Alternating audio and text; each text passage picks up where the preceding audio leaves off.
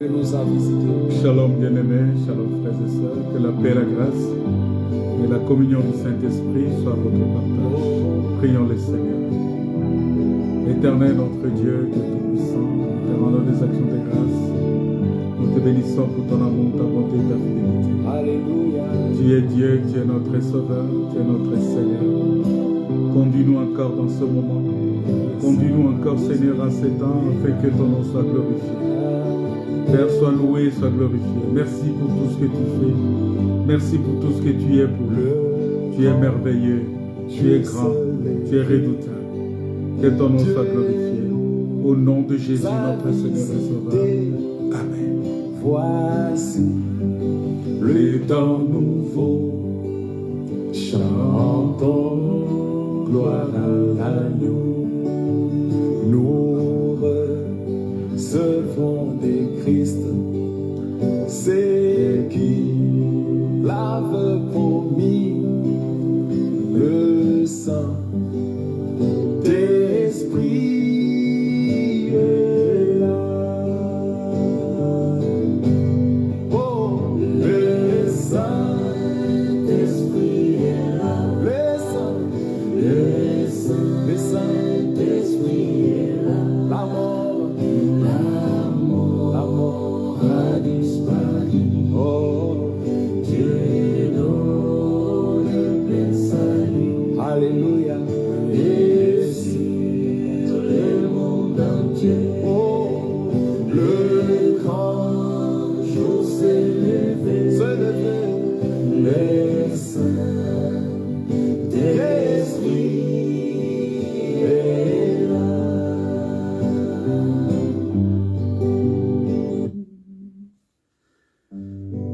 Alléluia. Merci Seigneur. Alléluia.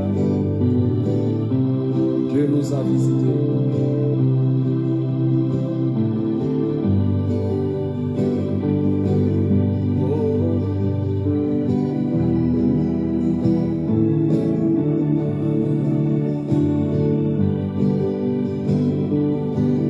Alléluia.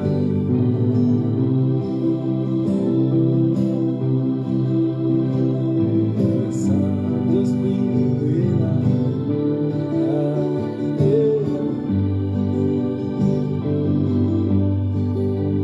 Le grand jour se lever. Dieu nous a visités. Voici le temps nouveau. Chantons gloire à l'agneau. Nous recevons des Christ. C'est qui l'avait promis le sang d'esprit est là. Oh, le Saint-Esprit est là. Le Saint-Esprit est là. La mort a disparu. Oh, Dieu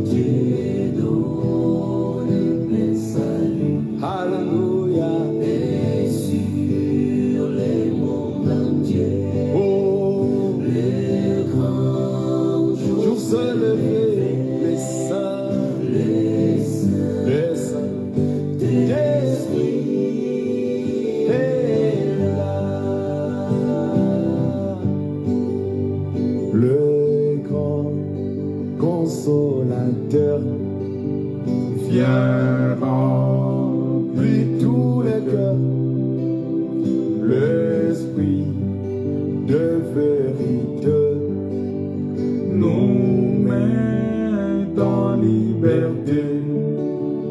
Il ouvrait les prisons, répand la guérison, le Saint-Esprit est là. oh, Le Saint-Esprit est là. les saints, Le Saint-Esprit est là. la mort L'amour a disparu. a disparu. Dieu donne plein salut. Alléluia. Et sur le monde entier, Oh, le grand jour s'est levé. le Saint, Le Saint-Esprit l'Esprit, est là. Que tous les rachetés chantent leur liberté. Christ a tout accompli. Il a donné l'esprit. Voyez trembler l'enfer, car dans tout l'univers, le Saint-Esprit est là. encore une fois, que tu plaitais. Que tout le racheté chante la liberté. Christ a tout accompli. Il a donné l'esprit. Voyez trembler l'enfer, Le diable tremble. car dans tout l'univers, le Saint-Esprit est là. Oh, Le Saint-Esprit est là. Le Saint-Esprit est là. l'Esprit est là. L'amour a disparu. Dieu donne plein salut. Alléluia. Et sur les mondes entiers, Oh, le grand jour s'est levé. le Saint, Le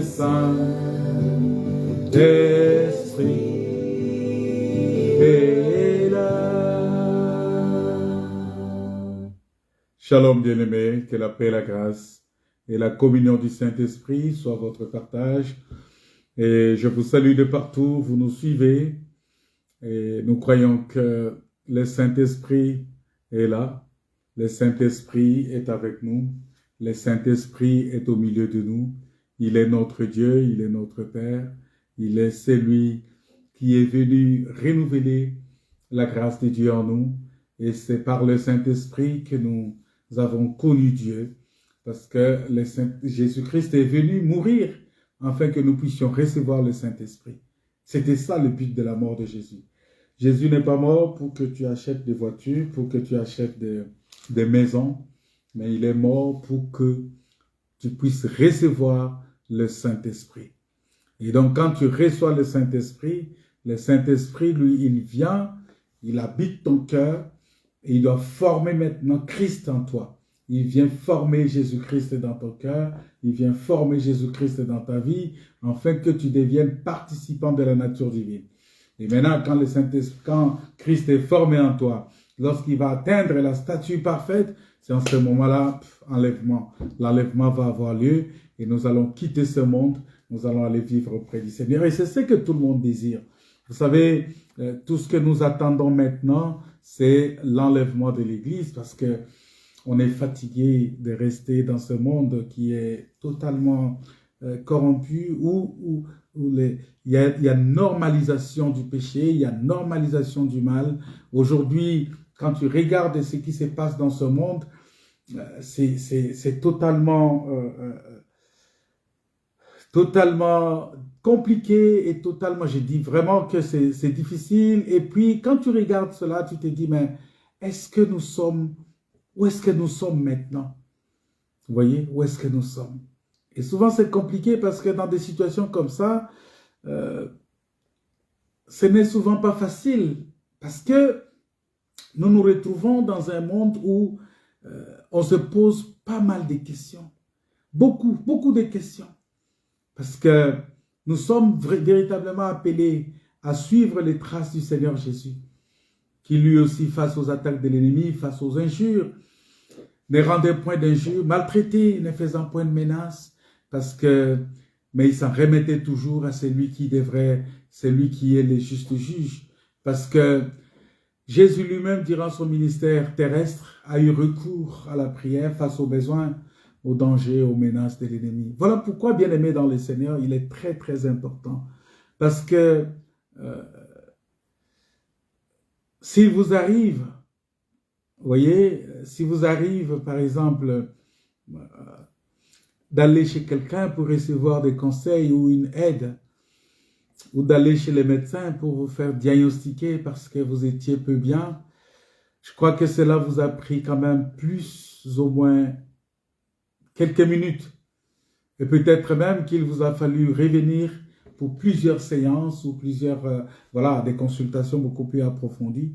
Mais pourquoi mais nous, des fois, ça nous arrive de bâcler nos rendez-vous et nos rencontres avec Dieu. Il y a des gens qui ne veulent pas prendre du temps avec le Seigneur, qui ne veulent pas rester dans la présence de Dieu, consulter Dieu, parler avec Dieu, passer du temps sérieusement avec Dieu pour que le Seigneur nous puissions passer véritablement ce temps-là avec Dieu. Parce que, vous savez, à chaque fois que nous nous retrouvons comme ça dans la présence du Seigneur, il y a quelque chose que nous recevons de Dieu. Il y a beaucoup de choses que nous recevons de Dieu. Et ce que nous recevons de Dieu, c'est la grâce de Dieu, c'est la paix, c'est la joie, c'est l'amour, c'est la bénédiction et c'est la grâce de Dieu. Et c'est très important. C'est pourquoi nous devons accepter de passer du temps dans la présence. Regardez, je parlais avec quelques frères, je leur dis, mais écoutez, on a culte, puis nous, les cultes, c'est de 14h à 16h. Bon, des fois, on peut déborder un peu à 16h30. Mais il y a un frère qui me dit, mais vraiment, de 14h, c'est beaucoup ça, mais c'est trop. Est-ce que j'aurai vraiment du temps? Mais cette même personne-là, elle peut passer 4 heures, 5 heures de temps sur son téléphone, sur WhatsApp, sur TikTok, sur toutes ces choses-là. Et il ne s'ennuie pas. Sur les vidéos, les jeux vidéo, il peut rester longtemps. Il ne s'ennuie pas. Parce que c'est là où il trouve son plaisir. C'est là où il trouve son plaisir. Il trouve son plaisir dans les jeux vidéo. Il trouve son plaisir dans le football. Il trouve son plaisir dans les choses de ce monde. Il trouve son plaisir dans les promenades. Il trouve son plaisir dans le restaurant. Il trouve son plaisir là où il veut, là où son cœur l'envoie. Mais il ne trouve pas son plaisir dans la loi de l'Éternel. Mon frère, ma soeur, tant que tu ne trouves pas ton plaisir dans la loi de l'Éternel, mais tout ce que tu fais ne te réussira pas. Mais c'est ce que dit Psaume chapitre 1. C'est-à-dire que pour que tout ce que tu fais te réussisse, il faut que tu trouves ton plaisir dans la loi de l'Éternel. Il faut que tu médites cette loi la jour et nuit. Et la Bible, vous voyez, on prend juste 2 heures de temps pour partager de la parole, mais les gens, quelqu'un va penser que non, mais s'il doit aller chez le médecin peut le faire entendre longtemps, ou il va dans un rendez-vous à la préfecture, il peut rester longtemps. Même si on lui demandait de rester là du matin jusqu'au soir, il va rester. Mais pour venir écouter la parole de Dieu, les gens regardent l'heure. Ils regardent l'heure. Si le médecin, mais Jésus est plus que le médecin. Jésus est plus que le préfet, il est plus que le président, il est plus que toutes ces autorités que nous respectons tant et que nous devons respecter parce que la Bible dit obéissez aux autorités. Mais nous devons comprendre qu'il est important pour nous de passer du temps avec le Seigneur, de passer du temps dans la présence de Dieu. C'est très important parce que ça nous aide beaucoup, ça nous permet justement de cultiver notre communion avec le Seigneur et de rester dans sa présence parce que c'est très important. C'est très important de rester dans la présence du Seigneur. C'est très important de rester sous la grâce de Dieu. C'est très important de rester accroché à la volonté de Dieu. Voilà pourquoi nous devons véritablement nous confier à l'Éternel. Alors, nous sommes en train de parler de notre Seigneur, l'Éternel. Il est mon Seigneur, il est ma justice. Et nous étions en train de parler de la puissance dans le nom de Jésus-Christ. Parce que ce nom-là a une puissance. Ce nom-là c'est un nom très puissant. Ce nom-là est très, très, très puissant. Mais puisque aujourd'hui, le monde est environné par des situations où les gens préfèrent même vivre dans le mensonge, vivre dans une sorte de parodie. Les gens vivent dans une sorte d'hypocrisie. Ils vivent pas une sorte, mais ils vivent dans l'hypocrisie. Ils disent qu'ils servent le Seigneur, alors que non. Alors Israël était dans une logique, Israël était là, comme David qui commence par un SOS adressé à l'Éternel. Il dit, sauve-nous, Éternel, sauve-nous, parce qu'en ce moment-là, Israël était terrassé par Goliath. Goliath était là en train de malmener Israël. Et on cherchait quel est cet homme-là qui peut se lever pour venir combattre Goliath.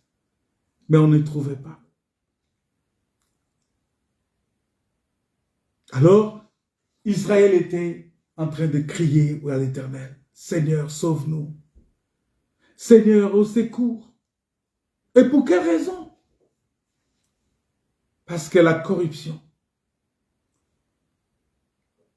Aujourd'hui, la corruption, c'est l'iniquité qui prend le dessus dans tous les domaines et à tous les niveaux. Vous allez voir que les gens, tu poses la question à quelqu'un pour t'aider, il va te demander quelque chose. Il va te dire, mais écoutez, mais bon. Donc, les gens sont ancrés dans l'esprit de la corruption aujourd'hui. La corruption. Et vous allez voir que lorsque vous lisez Psaume chapitre 12, verset 9, vous allez voir que la parole de Dieu dit ceci. Quand la bassesse règne parmi les fils de l'homme, les méchants se promènent de toutes parts. C'est-à-dire que lorsqu'il y a la bassesse parmi les fils de l'homme, les méchants se promènent de toutes parts. En d'autres termes, quand l'immoralité, quand l'iniquité règne parmi les fils de l'homme, les méchants n'ont plus besoin de se cacher ou de fuir. Ils n'ont plus besoin de se cacher.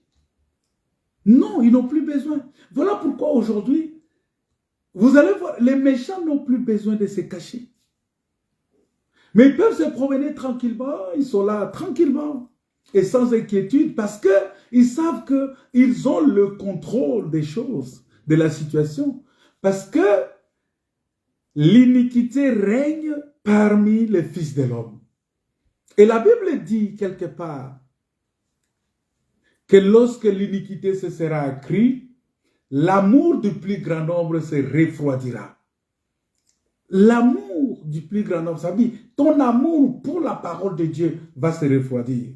Ton amour pour ton frère va se refroidir. Ton amour pour les choses de Dieu va se refroidir. Donc, l'amour va se refroidir. Et vous allez voir que si le mal règne parmi les hommes, c'est que la bassesse, les actions viles sont tolérées parmi les dirigeants.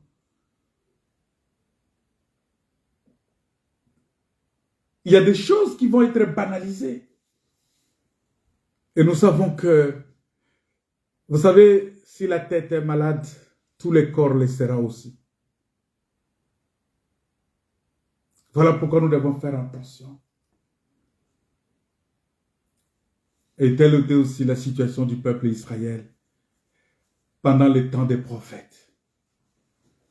Pendant que le prophète Ésaïe, qui mentionne au chapitre 1, versets 5 à 6, il dit quelque chose. Il dit, mais la tête entière est malade et tout le cœur est souffrant. C'est-à-dire, là, il s'adressait au roi. Il dit, la tête entière est malade et tout le cœur est souffrant. De la plante du pied jusqu'à la tête, rien n'est en bon état. Ce ne sont que des blessures, contusions et plaies vives qui n'ont été ni pensées, ni bandées, ni adoucies par lui. Cette écriture ici, on peut l'expliquer par le fait que quand Jésus, parce que ça parle de Jésus sur la croix, parce que la Bible dit, l'épée frappe les bergers et les brebis vont se disperser. Vous voyez? C'est-à-dire qu'en ce moment-là, Jésus, quand il est monté à la croix, la tête est devenue malade. La tête est devenue malade et le cœur a commencé à souffrir. Voilà pourquoi chacun était libre maintenant de faire ce qu'il veut. La Bible dit de la plante du pied jusqu'à la tête, rien n'est en bon état. C'est-à-dire, ça parlait de Jésus-Christ sur la croix. Pendant ce temps-là, où il y a eu des ténèbres sur toute la surface de la terre. Il y a eu des ténèbres partout. Des ténèbres partout. Là, il s'est chargé de nos iniquités. Il s'est chargé de nos péchés. C'est-à-dire, Dieu a porté les péchés de l'humanité. Et quand Dieu a porté les péchés, la Bible dit que le cœur a commencé à souffrir. Tout le corps, rien n'allait. Parce qu'il est écrit que le châtiment qui nous donne la paix était tombé sur lui. Et c'est dans ce moment-là, voilà, vous voyez, c'est-à-dire que nous retournons ça chez Israël. Israël était dans une situation où Saoul était rejeté. Et Saoul ne pouvait pas combattre Goliath. Parce que lui, il avait les armes charnelles. Voilà pourquoi David, quand il est venu, David ne pouvait pas utiliser les armes de Saül. Il ne pouvait pas utiliser les armes de Saül parce que pour lui, ces armes-là n'allaient pas faire quelque chose. Donc, c'est pourquoi il est allé au torrent. Il est allé au torrent. Voilà pourquoi David crie, « Au secours, Seigneur, sauve l'Éternel, sauve !» Que pourrons-nous dire aujourd'hui? Aujourd'hui, qu'est-ce que nous allons dire? Pensez-vous que la situation morale de notre société soit meilleure aujourd'hui? Vous pensez? Est-ce que la situation morale de notre société est meilleure aujourd'hui? Je ne pense pas. Nous voyons que de plus en plus, nous vivons la dépravation des mœurs. Regardez comment les gens s'habillent aujourd'hui. Seulement ça. Vous regardez. Et quand vous voulez parler, on dit non, on ne juge pas quelqu'un par rapport à son habillement. Mais écoutez, il y a quand même un minimum de mœurs à respecter. Allez dans les fêtes. Même les fêtes des enfants de Dieu, entre guillemets, des frères, des sœurs en Christ. Allez là-bas, regardez qu'est-ce qui se passe. Allez là-bas, regardez qu'est-ce qui se passe dans ces fêtes-là. Vous allez voir que nous allons remarquer que de plus en plus, les méchants circulent librement. Ils se promènent de toutes parts sans inquiétude. De la façon même les gens s'habillent, ils viennent, tu te poses la question, mais ça c'est une sœur en Christ, ah mais ça c'est un frère en Christ. Et ça dit, tu vois, Et tu t'es dit, mais bon, écoutez, bon, ça va. Comme on ne peut pas juger quelqu'un par rapport à sa tenue, bon, on s'était.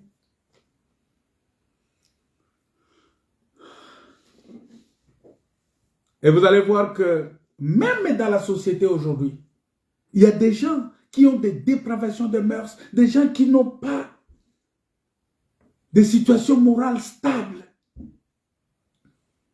des situations morales meilleures. Et ce sont ces gens-là qui occupent même des postes de responsabilité dans les pays.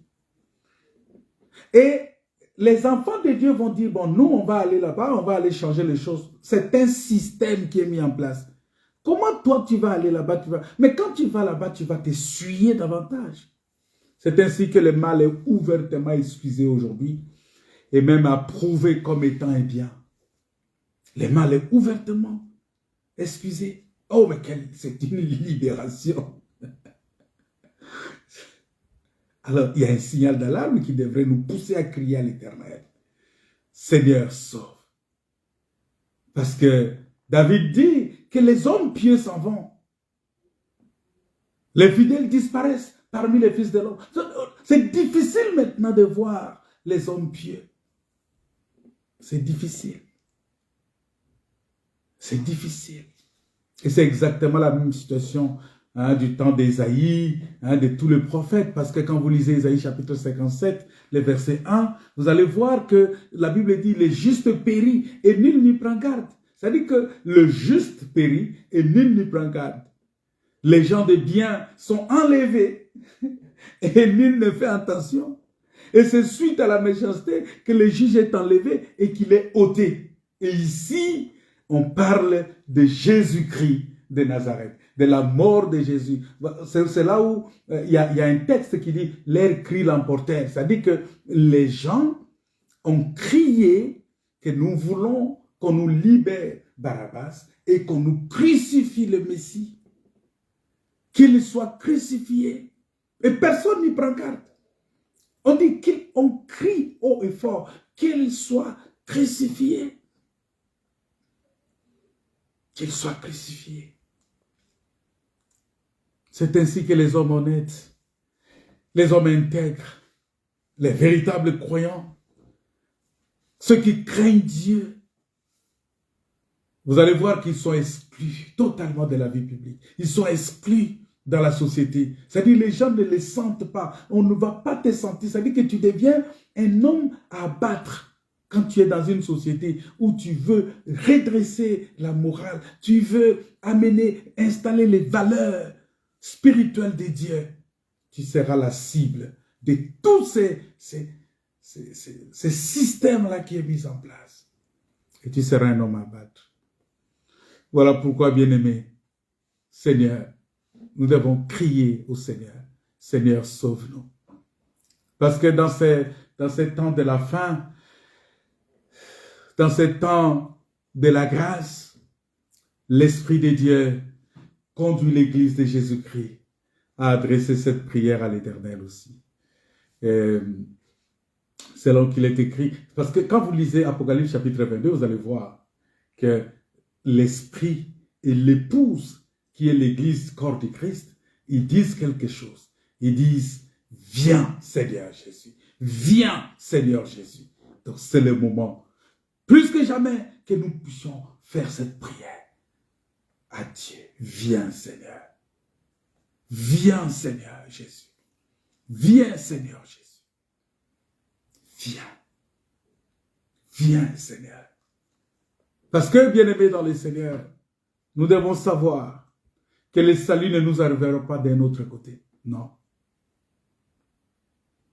En nous attendant, par exemple, à un réveil national, on va dire, bon, allez, c'est le moment des réveils. Ne pensez pas, ou même mondial, non, ne pensez pas que cela va apporter une amélioration. Il y a des gens qui pensent que il y aura les... C'est-à-dire tout le monde doit croire, hein, l'évangile doit être prêché, les gens doivent... Non, ne vous y trompez pas. Cette parole va être enseignée pour servir seulement des témoignages. Mais ce n'est pas pour que tout le monde croie. Non. C'est pour servir seulement des témoignages. Ça va servir de témoignages pour que les gens ne disent pas qu'on n'avait pas entendu. Parce que c'est pourquoi Dieu, vous savez, Dieu donne aussi tous les moyens nécessaires. On a les moyens aujourd'hui, je suis là, je prêche à partir de chez moi et j'atteins des gens qui sont là en train de suivre. Même si tu zappes ça, mais au moins tu as entendu une phrase. Au moins une phrase de cela tu as entendu. Et cette phrase-là, ça va t'amener justement à comprendre que non, j'avais écouté cette parole. Voilà pourquoi David, Dieu va susciter David. Dieu va susciter David et David va venir. Et la Bible dit que David, quand il va arriver, il va dire, mais comment il va sauver ce peuple-là? Parce qu'il doit faire quelque chose. Mais le fait que ce peuple est terrorisé déjà par Goliath, il faut commencer d'abord par neutraliser Goliath. Et lorsque Goliath est neutralisé, en ce moment-là, on va inviter le peuple de Dieu. Le peuple va reconnaître son Dieu. Parce que les jours où Goliath va tomber, le peuple reconnaît son Dieu. Ah, l'Éternel est vivant. Et ils vont louer le Seigneur. Ils vont adorer le Seigneur. Ils vont crier que Dieu nous a délivrés. Ils vont dire gloire au Seigneur. Le Seigneur nous a sauvés. Le Seigneur nous a délivrés. Le Seigneur nous a sauvés.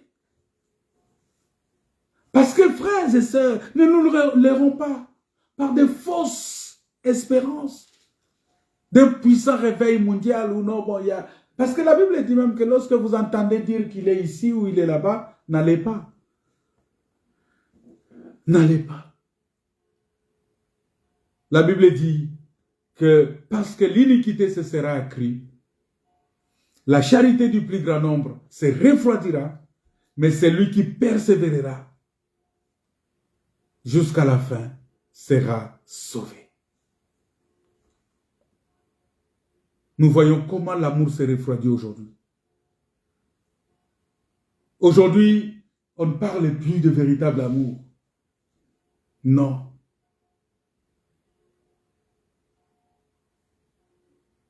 On ne parle plus de ça. La situation devient de plus en plus... Parce que Satan, par sa ruse et sa séduction, il vient dire à travers... il vient dire à travers le diable, je vous avais parlé des porteurs d'armes du diable. Et dans le jardin d'Éden, le serpent, lui, il était le porteur d'armes du diable. Il est venu, il a dit à Ève, vous ne mourrez pas. Vous ne mourrez pas. Vous ne mourrez pas. Comment le diable peut être risé? Avec un niveau de corruption, il peut y avoir dans le langage du malin. Vous voyez, ça dit qu'à ce moment-là, on s'est dit, mais le diable est véritablement risé. C'est ainsi que vous allez remarquer que aujourd'hui, le diable a lié, il a tout fait pour lier l'amour à la tolérance du mal, du péché. Ça dit que quand il y a le mal, tu ne peux plus réprimander le mal, tu ne peux plus sanctionner le mal. On va dire, non frère, bon, comprends seulement, c'est ton frère, bon, il faut l'aimer, il faut... Non, il faut d'abord dénoncer le mal qui est fait. Il faut d'abord dire que ça c'est un mal.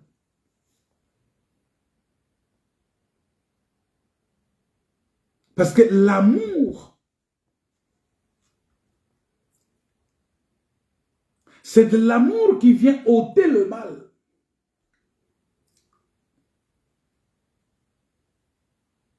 Frères et sœurs, l'amour est divin. Et l'amour est la nature même de Dieu. Voilà pourquoi nous devons faire attention. Nous devons véritablement faire attention. Et nous devons nous attacher à la parole de Dieu. Alors David va se présenter. La Bible dit que au lieu de prendre les armes de Saül, il va consulter l'Éternel et il va descendre dans le torrent. Et arrivé au niveau du torrent, qu'est-ce qui s'est passé? Il va aller prendre 5 pierres. Il ramasse 5 pierres, polies. Je pense que ceux qui étaient avec lui se posaient 1001 questions. Ils se disaient, mais ces garçons, est-ce qu'il n'a pas un problème par hasard? C'est ça la folie de l'évangile. La Bible dit, la prédication de la croix est une folie pour ceux qui périssent. Mais pour nous, elle est une démonstration de puissance. Elle est une démonstration. C'est une preuve de notre salut. C'est-à-dire, les gens qui étaient avec David, ils pouvaient se poser des questions, mais est-ce que ce garçon est normal? Est-ce qu'il n'y a pas un problème par hasard? On va croire que non, il y a un problème avec David. Parce que ces messieurs-là de Goliath, avec sa taille, avec tout ce qu'il représente, avec son arme, et lui, il va aller ramasser seulement les pierres. Oh! Il n'est pas écrit dans la parole de Dieu que Dieu a choisi les choses viles de ce monde pour confondre les sages. Dieu a choisi les choses viles de ce monde pour confondre les intelligents. La pierre qui a été rejetée par les bâtisseurs, c'est-à-dire, la pierre, c'est quelque chose rejeté.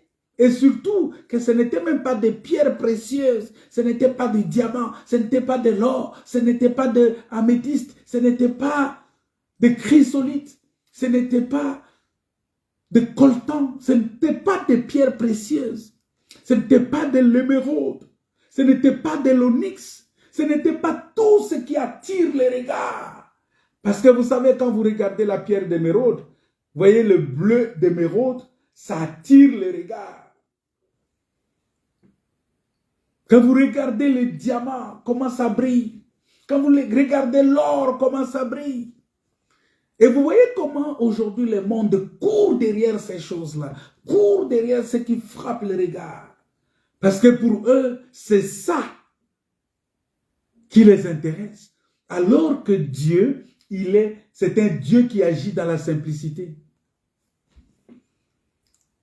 C'est un Dieu qui se cache dans ce qui ne frappe pas le regard. Voilà pourquoi je vous dis aussi que notre foi n'est pas dans la foule. Notre foi n'est pas dans un bâtiment bien décoré, avec une décoration intérieure impeccable. Non, non, non. Notre foi est dans la parole de Dieu. Notre foi est dans la mort et la résurrection de Jésus-Christ. Notre foi est dans le salut accordé par Dieu. Le sacrifice de Jésus-Christ sur la croix. David est allé ramasser les pierres parce qu'il a la révélation. Parce que, vous savez, dans la pierre, il y a la révélation. Il y a la révélation dans la pierre. Quand tu prends la pierre, comme ça, il y a la révélation.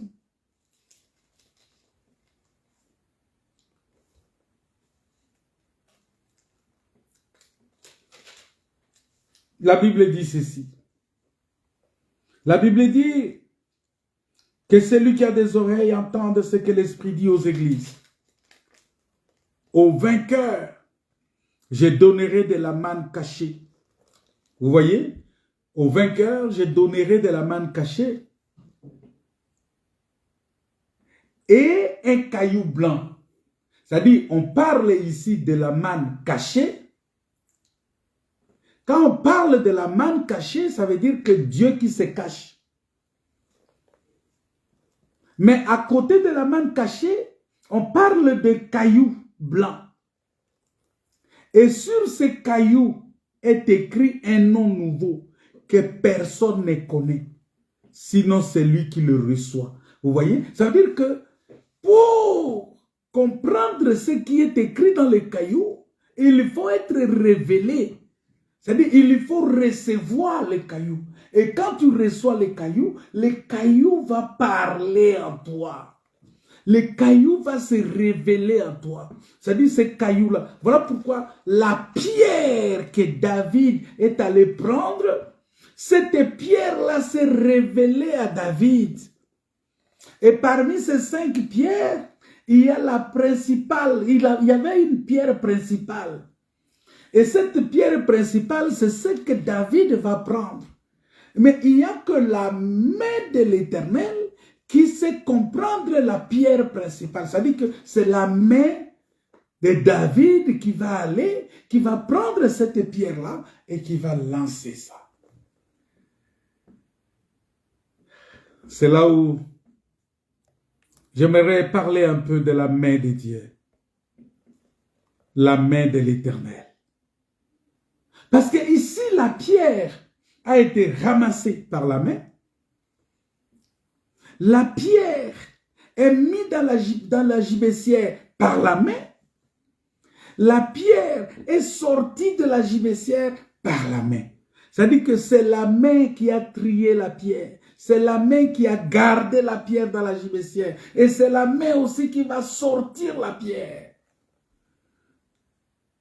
Oh, frère. Nul ne peut venir à Dieu s'il n'est appelé de Dieu. Si le Père ne l'attire. Mais pour venir à Dieu, il faut passer par Jésus-Christ. Voilà pourquoi la main de Dieu, c'est la main de Dieu qui est venue ramasser la pierre. C'est la main de Dieu qui garde cette pierre-là jalousement. Parce que s'il avait laissé la pierre à la disposition des autres, les gens pouvaient ramasser cette pierre-là, peut-être jeter, parce que les gens ne comprennent pas la valeur de cette pierre-là que lui il avait dans sa gibecière. Les gens ne connaissaient pas la valeur de cela. Si ce n'est lui-même David qui connaissait la valeur de cette pierre-là. Parce que la Bible dit que c'est lui qui reçoit les cailloux.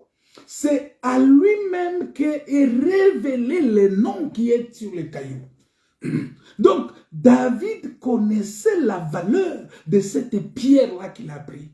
Oh, bien-aimé dans le Seigneur, tu ne peux pas comprendre la valeur de la parole de Dieu, la valeur de la croix, la valeur du sang de Jésus, la valeur de l'œuvre du salut de Jésus-Christ qui nous a sauvés. Tu ne peux pas comprendre cette valeur-là si cela n'était pas révélé, si Dieu ne te révèle pas cela, si tu ne reçois pas cette pierre-là, tu vas considérer ça comme toute autre pierre. Voilà pourquoi Israël, en ce moment-là, il disait, oh, c'est un prophète, c'est Jérémie, il est l'un des 12, il est le fils des charpentiers.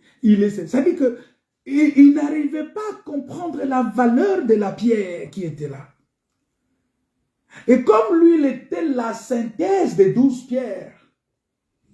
Mais puisqu'il vient par la main, vous allez voir que la main a 5 doigts. Voilà pourquoi la main de David qui a ramassé la pierre ne pouvait pas ramasser 4 parce que ça allait être une main qui est empiétée, qui est empiétée, c'est-à-dire qui est amputée, une main amputée d'un doigt, qui a perdu un doigt. Donc David ne pouvait pas prendre 4 pierres ou 3 pierres, sinon ça n'allait pas être une main. La main complète doit avoir 5 doigts. Voilà pourquoi David aussi va récupérer 5 pierres et il va mettre dans sa gibecière. Parce que les 5 pierres-là, c'était aussi la main. La main de David. La main de l'Éternel. Il va utiliser cette main-là. La main va récupérer 5 pierres. La main va garder 5 pierres. et la main va agir. Bien-aimés dans le Seigneur,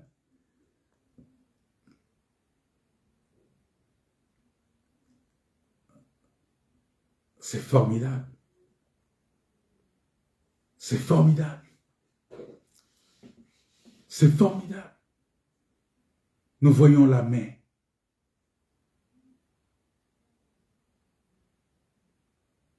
Nous voyons la main.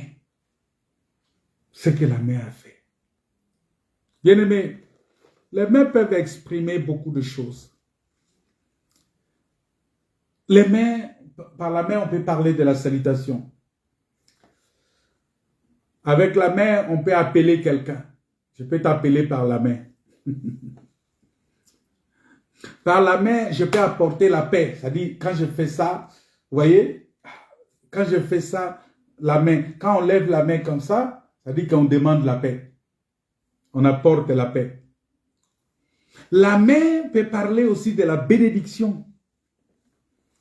Mais la main aussi peut parler de la menace. Lorsque tu élèves ta main, regardez, quand Abraham a élevé sa main avec l'épée sur son fils, Isaac, c'était une menace. C'était un jugement. Les châtiments qui nous donnent la paix devraient tomber sur cet enfant-là. C'est le jugement.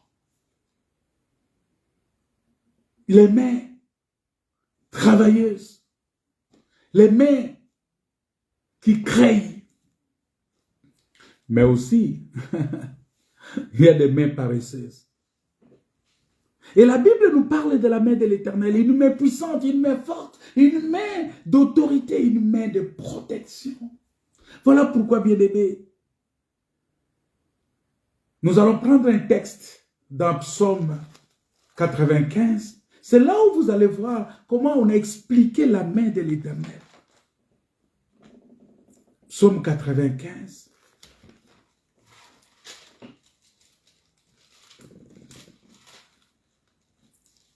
Qu'est-ce que la parole de Dieu nous dit ici? Il dit, venez, chantons.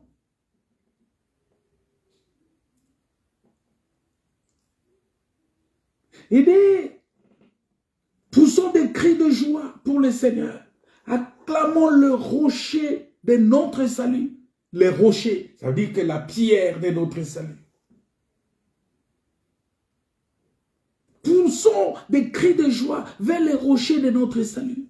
Allons au-devant de lui avec des louanges. Faisons retentir des cantiques en son honneur. Car l'Éternel, la Bible dit, l'Éternel est un grand Dieu. Il est un grand roi, au-dessus de tous les dieux. Et il tient dans sa main les profondeurs de la terre.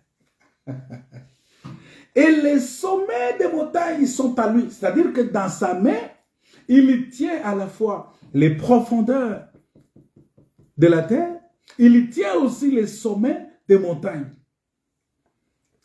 Qu'est-ce que ça veut dire ce texte-là? Ça veut dire tout simplement que les profondeurs de la terre, c'est la mort. Les sommets de la montagne, c'est la résurrection. C'est-à-dire qu'il tient la mort et la résurrection entre ses mains. Vous voyez, c'est-à-dire ça parle ici de l'œuvre de la croix.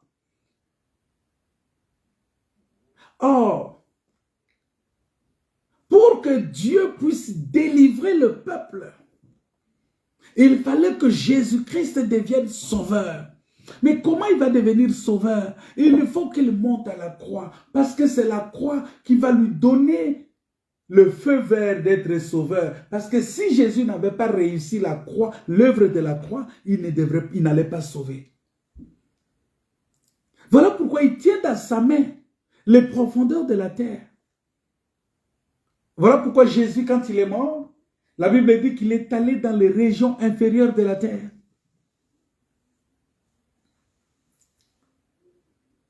La mer est en lui et c'est lui qui l'a faite. La terre aussi. Et ses mains l'ont formée. C'est-à-dire que les mains de l'Éternel ont formé la mer, ont formé la terre. Quand on parle de la mer, on parle de la terre, vous allez voir que c'est tout un peuple. Mais il dit, venez, prosternons-nous et humilions-nous, fléchissons les genoux devant l'Éternel, notre Créateur. Car il est notre Dieu et nous sommes le peuple de son pâturage. Le troupeau que sa main conduit. Vous voyez? C'est-à-dire, on nous démontre ici que la main de l'Éternel tient la mort et la résurrection, qui a donné naissance,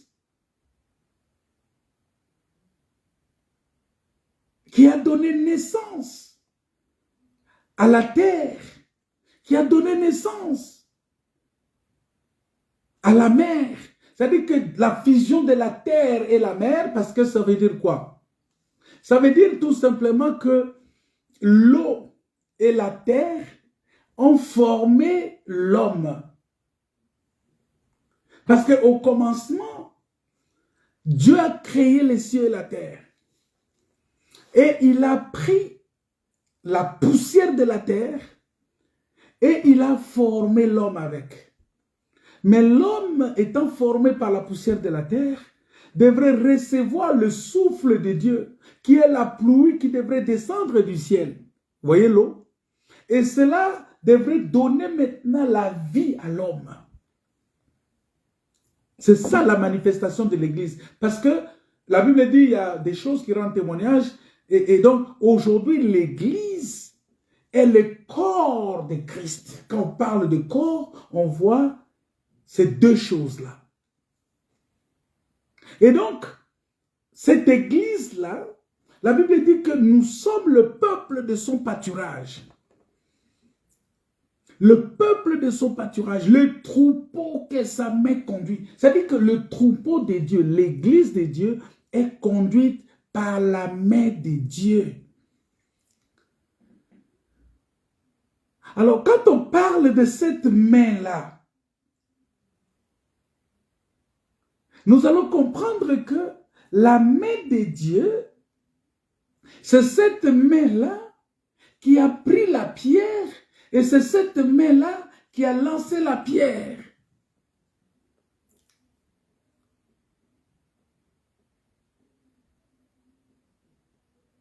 Alors, on dit que cette main-là, c'est cette main-là qui conduit l'Église. Alors, nous voyons que dans la main du Seigneur, il y a ce qu'on appelle la protection. C'est pourquoi vous allez remarquer dans les récits d'Esdras, quand vous lisez les livres d'Esdras, chapitre 8, le verset 21 à 23 et le verset 31, la Bible dit que là, près du fleuve d'Ahava,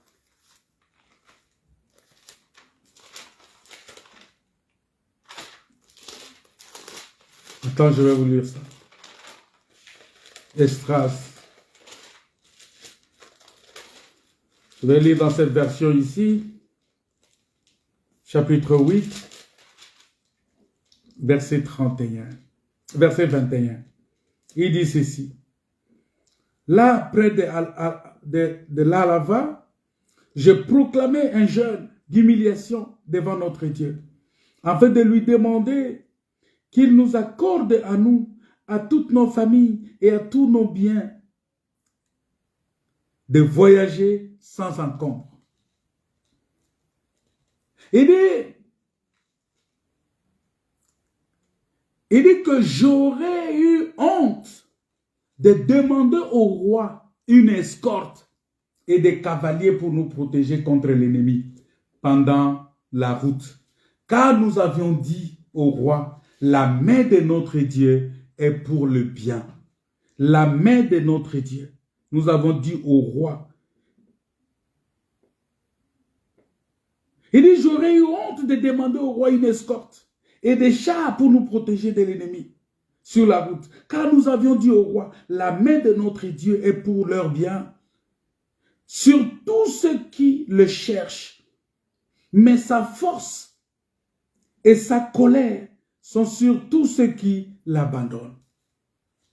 Vous voyez? C'est-à-dire qu'il dit, la main de l'Éternel est sur tous ceux qui les cherchent. Mais sa force et sa colère sont sur tous ceux qui l'abandonnent. Et c'est à cause de cela que nous avons gêné et que nous avons invoqué notre Dieu. Et il nous a exaucés. La Bible dit que nous partîmes.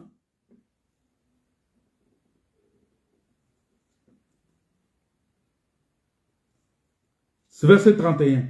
Nous partîmes de la Hava pour nous rendre à Jérusalem. Le 12e jour du premier mois, la main de notre Dieu fut sur nous et nous préserva des attaques de l'ennemi et des embuscades pendant la route. C'est-à-dire que la main de l'Éternel, cette main-là, vous voyez, la main que David a utilisée, c'est-à-dire c'est cette main-là qui va conduire le peuple. C'est cette main-là qui va délivrer le peuple. C'est cette main-là qui va libérer ce peuple. C'est-à-dire que David était dans la révélation de Dieu. Que ici, il n'y a que la main de l'Éternel qui peut faire quelque chose. Et là, vous allez comprendre que la main de l'Éternel, c'est le nom de l'Éternel. La main de l'Éternel, c'est Jésus-Christ. Mais comment nous allons comprendre cette main-là de l'Éternel? Vous allez voir que Moïse a parlé de la main de l'Éternel. Il a dit que la main de l'Éternel va vous délivrer. Vous serez délivrés de la main par la main de l'Éternel. L'Éternel vous délivrera. Et nous comprenons par là que la main de l'Éternel, c'est Jésus-Christ. C'est le Seigneur lui-même. C'est lui qui est descendu pour délivrer son peuple. Parce que sans lui, personne ne pouvait descendre pour délivrer ce peuple-là. Alléluia. Personne n'était en mesure de délivrer ce peuple. Sans lui, personne n'était capable. Personne n'était capable. Personne n'était capable de délivrer ce peuple-là. Parce que la main de l'Éternel, il n'y avait que la main de l'Éternel qui pouvait délivrer ce peuple-là. Alors, qu'est-ce que nous voyons là-bas, dans ce texte? Nous voyons que... Attends, je vous cherche un texte que nous allons lire maintenant. Et ça va nous ramener encore là-bas pour comprendre ce que nous avons dit de la main de l'Éternel. La main de l'Éternel qui délivre, la main de l'Éternel qui sauve. Vous allez comprendre dans Exode, on va prendre Exode chapitre 15. Qu'est-ce que la Bible dit dans Exode chapitre 15? Exode chapitre 15, le verset 6 dit ceci. Ta main droite, Seigneur, est magnifiée par sa vigueur. Ta main droite, Seigneur, a écrasé l'ennemi. La main du Seigneur, la main de l'Éternel a écrasé l'ennemi. C'est ce que la Bible nous dit dans Exode chapitre 15. Que la main de l'Éternel a écrasé l'ennemi.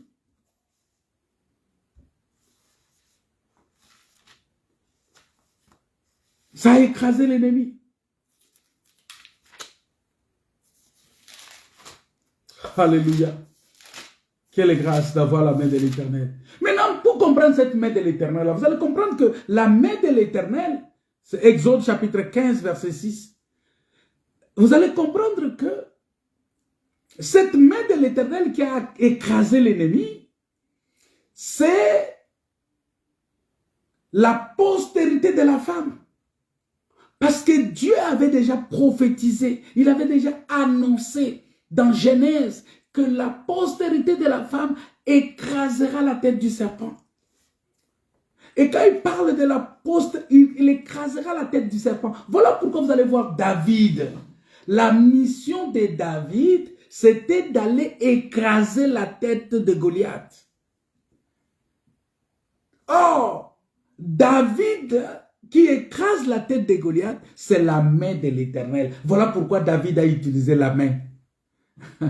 Il a utilisé la main pour prendre les pierres. Et quand il ramasse les pierres, il ramasse les pierres au nombre de 5 doigts. Parce que une main a 5 doigts.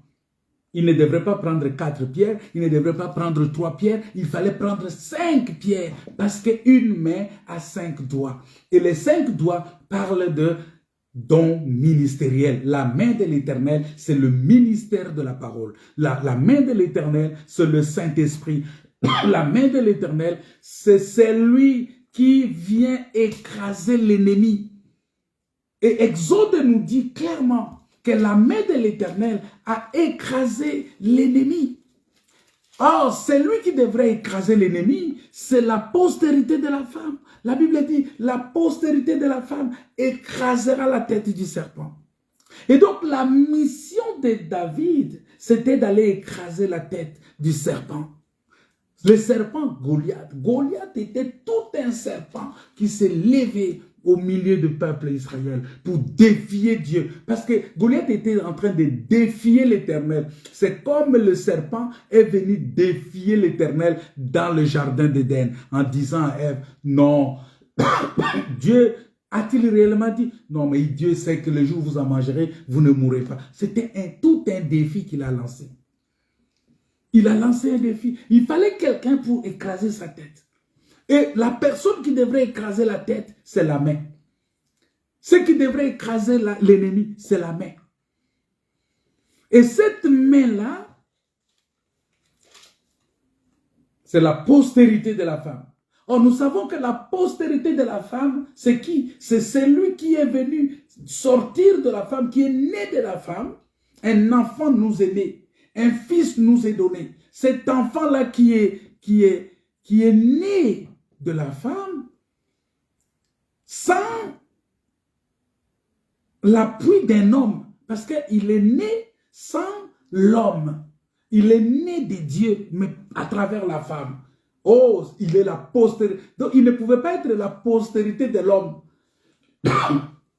Mais il est la postérité de la femme. C'est très important. Ça veut dire quoi? Ça veut dire que la puissance pour délivrer devrait sortir de celle qui est faible. Parce que la Bible dit, de ce qui est fort est sorti les faibles. Ça dit que Jésus-Christ, qui devrait écraser la tête du serpent, c'est lui qui est la postérité de la femme, c'est lui qui est la main de l'Éternel, la main de l'Éternel. Il dit, ta main droite est magnifique, de force, ta main éternelle a écrasé l'ennemi. Or, la main droite de Dieu, c'est là où on dit que Jésus est allé s'asseoir à la droite de Dieu. Vous voyez? C'est-à-dire qu'il est la main droite de Dieu. Or, Dieu est esprit. C'est-à-dire qu'on ne vous dise pas que Dieu c'est un homme comme ça assis et Jésus est debout à la droite de Dieu. Ça veut dire qu'il est debout là-bas et Dieu est ici. Non, ça c'est un faux enseignement. Il dit il est debout à la droite de Dieu. C'est-à-dire c'est lui la main de Dieu. C'est lui la main de Dieu. C'est lui qui est la main de Dieu. C'est lui qui tient la main de Dieu. C'est lui qui tient la main de l'Éternel. C'est lui qui est la main de l'Éternel. C'est lui qui a écrasé l'ennemi. Bien-aimé, si tu crois c'est Jésus-là, c'est lui qui écrase la tête du serpent. C'est lui qui est venu. Voilà pourquoi David est allé récupérer les 5 pierres. Les 5 pierres qui sont les 5 doigts. Les 5 pierres qui sont dans la main. Il a pris par la main. Et il a récupéré par la main, il a mis ça dans la gibecière. Et de la gibecière, c'est toujours la main qui a pris ça de la gibecière pour sortir. Et c'est toujours la main qui va lancer ça sur Goliath. Alléluia, vous voyez? Oh, la pierre et la main forment une seule personne. L'exercice qui se faisait là, c'est-à-dire que c'était la main, mais la main est devenue pierre, la pierre est redevenue main, la main... Donc, c'est ça, c'est la beauté de l'évangile. Donc, la main est devenue pierre, la pierre est devenue main, et la pierre a écrasé la tête, la main va prendre le couteau, la main va couper la tête de Goliath, la main, ça veut dire que la main va écraser l'ennemi, la main va écraser la tête du serpent, la main va écraser. Bien-aimés, nous avons la victoire parce que la main de l'Éternel a agi, la main de l'Éternel a écrasé. Voilà pourquoi la main de Dieu, c'est une puissance. Oh, ma prière maintenant est que la main de Dieu te conduise. Que tu sois conduit par la main de l'Éternel. Que tu sois protégé par la main de l'Éternel. Parce que la main de notre Dieu, la main.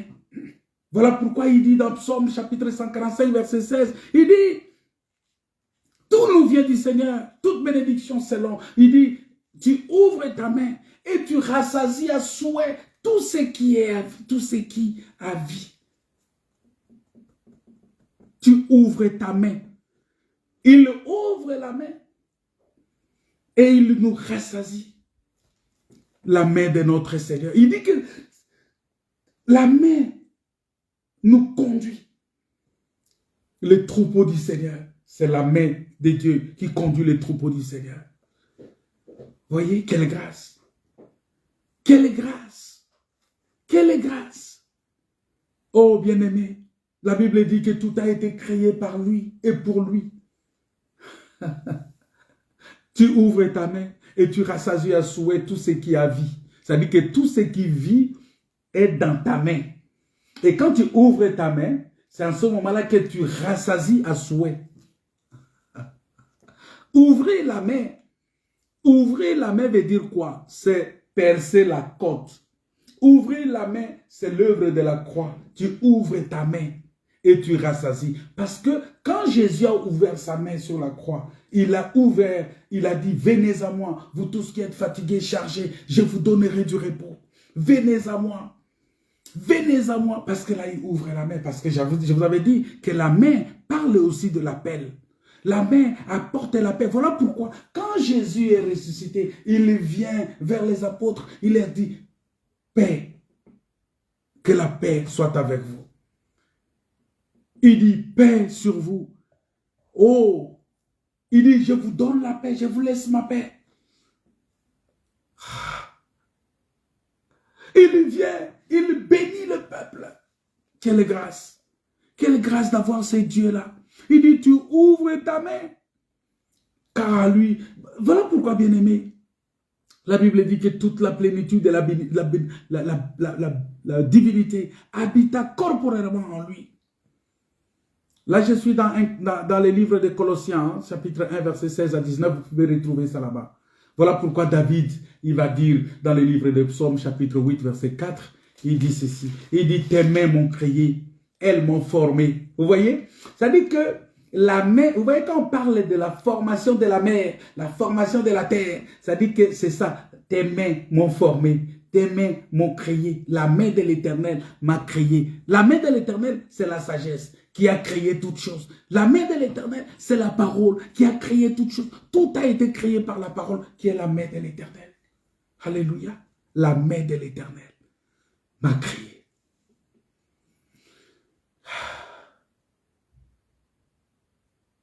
La main de l'Éternel. Tout a été créé par la main de l'Éternel.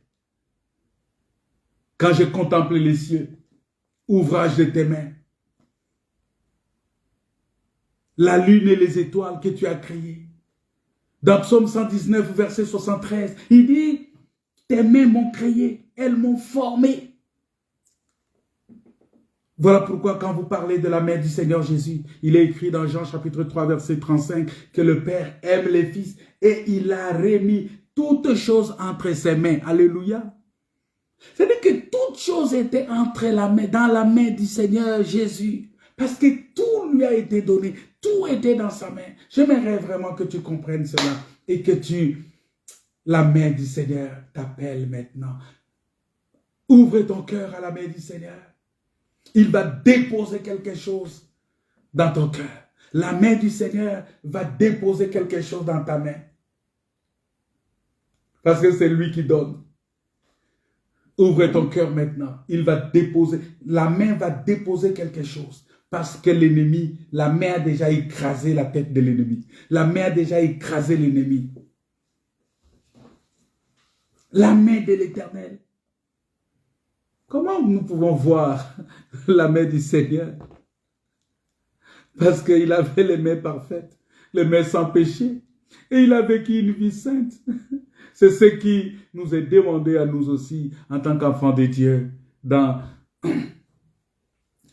1 Timothée, il dit, je veux que tous les hommes prient en tout lieu en élevant les mains pures, sans colère ni mauvaise pensée. Vous voyez cela? Il avait les mains vigoureuses, habituées au travail. Parce qu'il était charpentier, vous savez. Déjà, en tant que charpentier, il travaillait avec la main. Ce qui nous montre son humilité. Il n'était pas venu pour être servi, mais pour servir. C'est ça. C'est lui qui a la main, c'est lui qui sert. Voilà pourquoi David est venu servir. Aujourd'hui, c'est difficile de trouver des gens qui acceptent de servir. Vous allez voir que même ceux qui se disent prédicateurs aujourd'hui, ils le font parce qu'ils cherchent à être servis au lieu de servir. Je n'ai pas pu expliquer en profondeur le texte de Psaume 95 là, parce que ce texte-là contient beaucoup de choses. Parce qu'on dit que c'est la main de l'Éternel qui conduit le troupeau. C'est-à-dire l'Église est conduite par le ministère. Ce n'est pas un bien familial, ce n'est pas conduit par une famille, une association. Ce n'est pas une association l'Église. L'Église, c'est le corps de Christ. C'est conduit par la parole. Ce n'est pas une association, une affaire familiale où, bon, je dis, c'est pour moi, c'est pour ma femme, c'est pour... Et aujourd'hui, les gens commencent à élever des ministères comme ils veulent. Non, ce n'est pas comme ça. La main de l'Éternel qui conduit. Et dans la main, il y a les 5 doigts, les 5 dons ministériels. L'apôtre, prophète, pasteur, docteur, évangéliste. Vous voyez, c'est ça les 5 doigts dans la main. Et c'est la main, là, qui conduit. Voilà pourquoi l'Église aussi est conduite par la collégialité des anciens, collège des anciens. On ne dit pas collège des ministres, mais collège des anciens.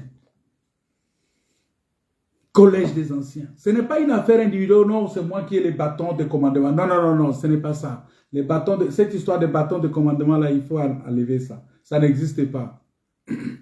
Dans l'Église, il n'y a pas les bâtons de commandement. La Bible dit d'ailleurs que aux anciens, paissez les troupeaux de l'Éternel, non pas comme dominant sur eux. Vous voyez cela? Cette histoire, oh non, c'est moi qui ai les bâtons de commandement. On pose là, qui a les bâtons de commandement là-bas? Oh non, c'est telle personne. C'est diabolique. C'est diabolique, cette histoire-là. Oh, c'est lui qui a les bâtons de commandement. Il faut enlever ça. Il faut enlever ça. Il faut enlever ça. Mais nous croyons que la main de l'Éternel qui a écrasé la tête du serpent, c'est Jésus-Christ sur la croix. C'est lui, la Bible dit qu'il a dépouillé les dominations, les autorités, et il les a livrées publiquement en spectacle. Parce qu'il devrait écraser la tête. La mission de Jésus sur la terre, cela a été dans l'ancienne alliance, dans l'ombre, comme étant la mission de David auprès d'Israël pour écraser la tête de Goliath. C'est ça. Parce que pour que Israël soit en paix, il fallait que Goliath tombe. Et pour que l'Église soit née, il faut que le diable tombe. Et Jésus, c'est lui qui avait cette mission-là, c'est celui qui est capable de résister au diable pour que le diable fuit. Et quand la Bible dit même que résister au diable, frère, tu ne peux pas résister au diable de par toi-même. Tu résistes au diable avec la parole. Il y a des gens qui parlent, non, je vais résister au diable. Non, mais tu ne vas pas résister au diable comme ça. On ne résiste pas au diable comme si on se battait, comme si on était des personnes qui ont pratiqué le kung-fu, hein, les karaté, tout ça, les shotokan, tout ça, des taekwondo, pour aller, je vais résister. Oh non, je fais la self-défense. Je vais résister au diable. Non, non, non, non. Tu ne vas pas faire des prises de... Non, ça ne marche pas. Ça ne marche pas. Ça ne marche pas, ce n'est pas quelque chose de la force physique. Non, on résiste au diable par la parole. Et Jésus nous a donné l'exemple. Lorsque le diable est venu vers Jésus, il a dit, il est écrit. Jésus lui a répondu, il est aussi écrit. Et c'est par cette parole-là que Jésus a résisté au diable. C'est-à-dire, si tu veux avoir la force aujourd'hui de résister au diable, il faut que la parole de Dieu habite en toi. Il faut que Jésus, c'est lui qui a écrasé la tête du serpent, habite en toi. Parce que si Jésus habite en toi, si la parole de Dieu habite en toi, la parole de Dieu véritable, la révélation de Dieu va résister au diable. Parce que le diable, il peut venir avec les Écritures. Vous savez, le diable connaît les Écritures. Il connaît Dieu, il connaît Jésus-Christ, mais il ne sera pas sauvé parce que sa connaissance, ce n'est pas pour l'amener au salut. Sa connaissance l'a enflé de l'orgueil. Mais la vraie connaissance qui nous amène au salut, c'est la connaissance de Dieu et la connaissance de celui qui l'a envoyé. C'est-à-dire celui qui est venu avec mission d'écraser la tête du serpent. Et quand tu le reconnais, tu reconnais que Jésus est celui qui a écrasé la tête du serpent. Je l'accepte comme mon Seigneur et Sauveur, je dépends de lui, je fais tout ce qu'il me demande, sa parole habite en moi, c'est cette parole-là en toi qui va résister au diable. C'est cette parole-là. Voilà, j'aimerais que nous puissions prier. Je vais m'arrêter là ce soir et si le Seigneur permet, on va continuer. N'oubliez pas que nous aurons culte en présentiel les dimanches à 14 h. Nous retrouvons...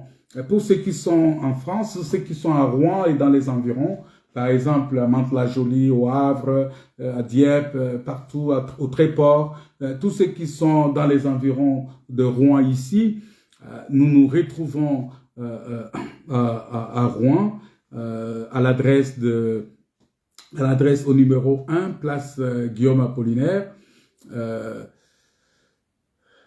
à la Grand-Barre, donc 76 000. Donc, si vous tapez cela, vous allez avoir l'adresse et ça va vous diriger directement.